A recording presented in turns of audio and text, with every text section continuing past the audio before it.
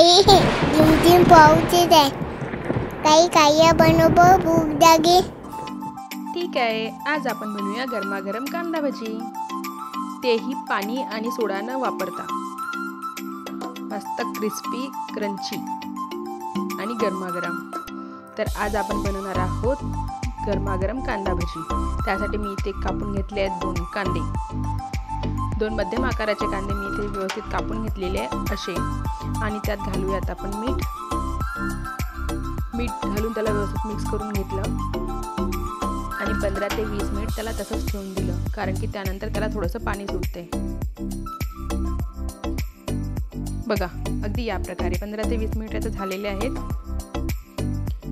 आता आपण त्यात घालणार आहोत अद्रक, लसूण आणि मिरचीची पेस्ट आणि वरून घालूया थोडं थोडं करून बेसन। मिरचीऐवजी तुम्ही यामध्ये लाल तिखटही घालू शकता, पण मी इथे मिरची घातलेली आहे। सोबतच घालूया आपण यामध्ये ओवा आणि तीळ आणि थोडीशी हळद। आता आपण त्याला व्यवस्थित मिक्स करून घ्यायचं, अगदी या प्रकारे।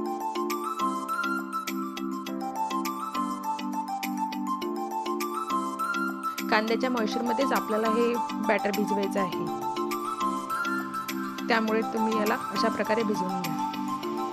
पावसाळा म्हटलं की सर्वांनाच कांदा भजीची आठवण तर येतेच ना। बघा, आता आपलं बॅटर झालेलं आहे तयार। इथे मी तेल गरम ठेवलं होतं करायला,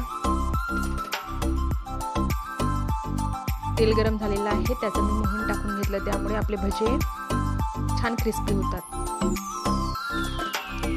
आता आपण त्यामध्ये टाकलेले आहेत आपले भजे आणि ते मध्यम आचेवर छानपैकी तळून घ्यायचे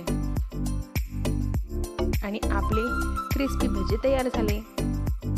आता घ्या खाऊन आणि एक शेअर आणि लाईक जरूर करा बरं का, आणि सबस्क्राईब करायला विसरू नका।